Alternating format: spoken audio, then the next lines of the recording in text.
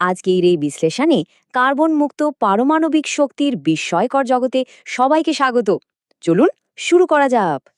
ভেবে দেখেছেন কি চোখের আড়ালে থাকা একটা ছোট্ট পরমাণু কিভাবে আস্ত একটা শহরকে আলোকিত করতে পারে? অবিশ্বাস্য হলেও সত্যি, এই বিপুল শক্তির আসল রহস্য লুকিয়ে আছে ঠিক পরমাণুর কেন্দ্রে, মানে নিউক্লিয়াসে।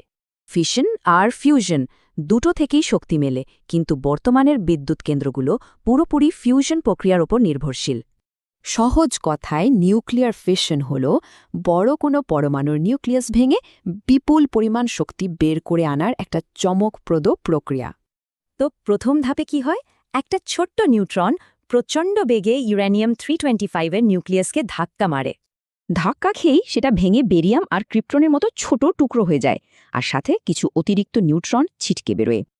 এই মুক্ত নিউট্রনগুলো তখন পিনবলের মতো ছুটে গিয়ে আশেপাশের অন্য ইউরেনিয়াম পরমাণুগুলোকে আঘাত করতে থাকে। ব্যাস, এভাবেই শুরু হয়ে যায় প্রচণ্ড দ্রুতগতির আর অবিশ্বাস্য শক্তিশালী এক চেইন রিঅ্যাকশন। আর পরমাণুর এই ভাঙা গড়ার খেলা থেকে তৈরি হয় অভাবনীয় এক বিশাল তাপশক্তির বিস্ফোরণ। সেই প্রচণ্ড তাপে পানি ফুটে বাষ্প হয়, আর সেই বাষ্প টারবাইন ঘুরিয়ে জেনারেটরের মাধ্যমে তৈরি করে আমাদের প্রয়োজনীয় বিদ্যুৎ। ব্যাপারটা কয়লা বা গ্যাসভিত্তিক কেন্দ্রের মতোই শোনাচ্ছে, তাই না? তবে এখানকার মূল জ্বালানি কিন্তু একেবারে ভিন্ন। এই বিশেষ জ্বালানিটির নাম ইউরেনিয়াম।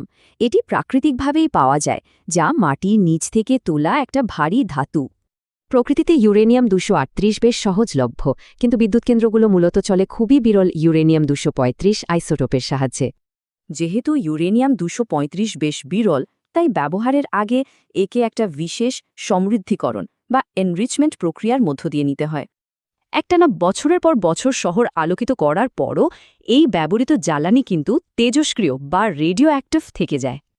তবে চিন্তার কিছু নেই, এই সামান্য পরিমাণ বর্জ্য অত্যন্ত নিরাপদে সংরক্ষণ করা হয়, আর অনেক ক্ষেত্রে পুনর্ব্যবহারও করা যায়। ধারণা করা হচ্ছে 2030 সালের দিকে উন্নত প্রযুক্তির কারণে রিয়্যাক্টরগুলো আরও নিরাপদ হবে আর বর্জ্যের পরিমাণও কমে আসবে। চমকপ্রদ ব্যাপার হল, কয়লা বা গ্যাসের তুলনায় পারমাণবিক শক্তি প্রায় শূন্য কার্বন ডাই অক্সাইড নির্গমন করে। বিশ্বজুড়ে স্বল্প কার্বন বিদ্যুতের একটা খুব বড় অংশ এখন এই পারমাণবিক শক্তির মাধ্যমেই উৎপাদিত হচ্ছে। আইএএ এর তথ্যমতে জলবায়ু পরিবর্তন মোকাবেলায় এই চমৎকার স্বল্প কার্বন উৎসটি সত্যিই এক দারুণ গুরুত্বপূর্ণ ভূমিকা রাখছে। তাহলে ভেবে দেখুন, প্রকৃতির এই ক্ষুদ্রতম অদৃশ্য পরমাণুকেই নিয়ন্ত্রণ করা হতে পারে আমাদের বিশাল সবুজ গ্রহকে বাঁচানোর মূল চাবিকাঠি।